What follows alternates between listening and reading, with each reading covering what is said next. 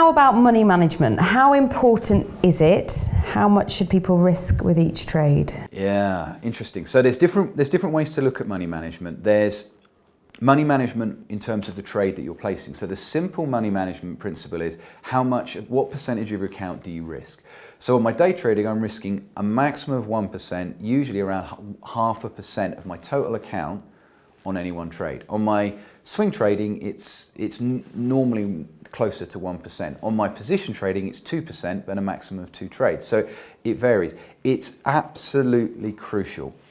And it's the thing that is usually either forgotten at the start, or if a trader gets on a good run, their trade management rules get looser.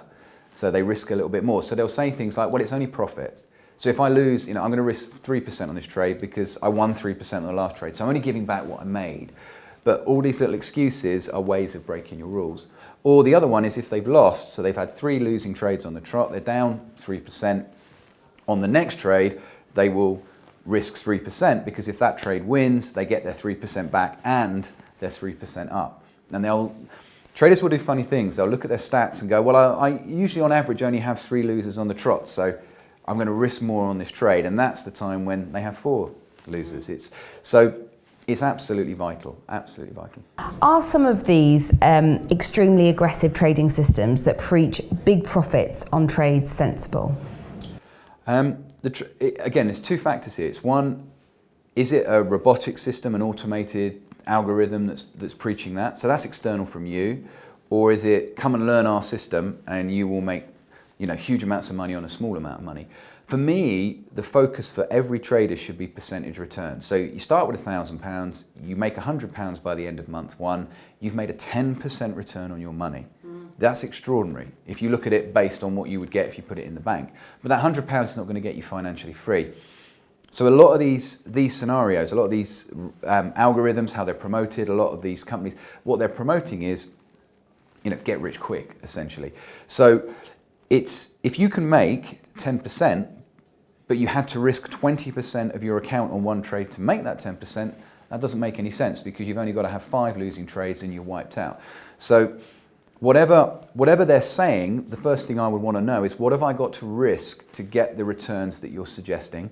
And also, what drawdown do I have to get? So let's say, for example, there's an algorithm system that's been promoted and it's got a 3-year track record and you can make 20% a month.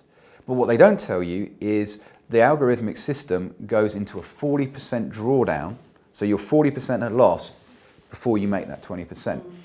Now the thing is the likelihood is the system can handle that. I'm not going to sit here and say the system doesn't work, but the chances are you, the human being behind that system, will bail way before it hits 40% drawdown.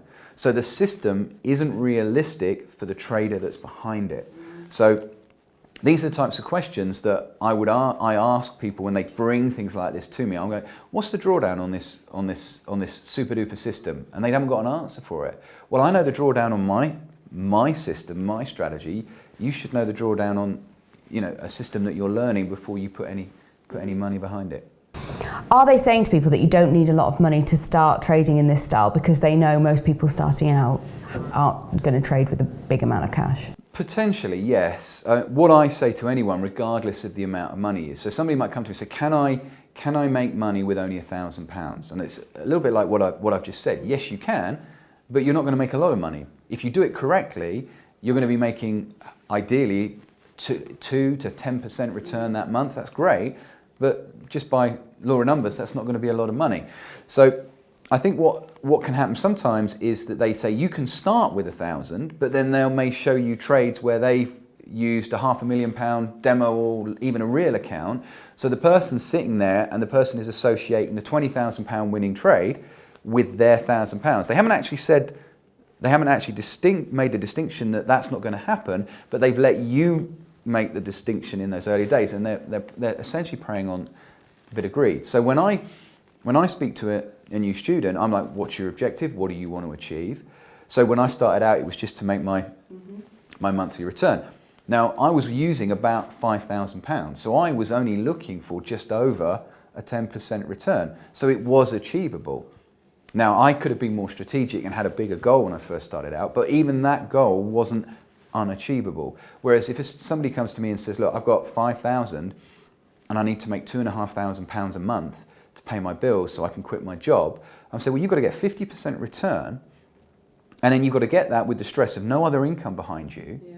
What you'd be better doing is having a 5-year goal to take that 5,000 and potentially build it, and then you're looking for a £2,500 return on 50, 60, 70,000 that you've built, you've added more money in, and that becomes a realistic goal.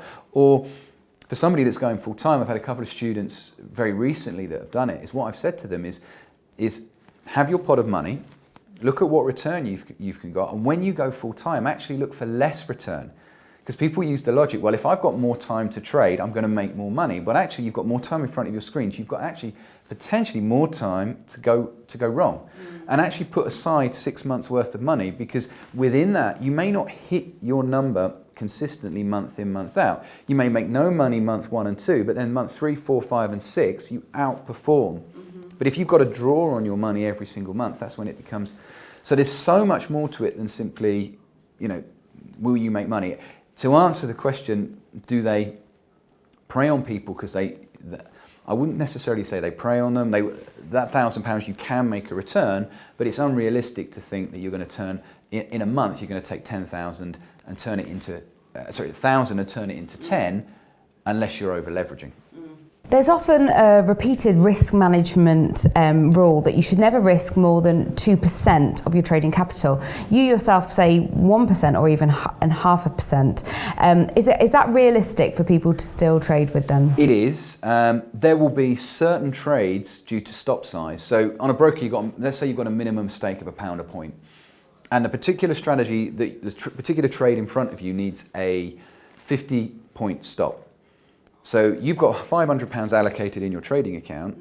A 50-point stop at £1 a point is £50 at risk. That's potentially within, that's a greater percentage than you can. That's 10% of your account being at risk. So on that trade, you would have to walk away. But the next trade comes along, you might have a 15-point stop. So that trade works for you. So you can start with a small amount, and it is realistic to work off those risk principles. But some trades you'll have to pass on, and you'll have to have a lower expectation about how much money you can make.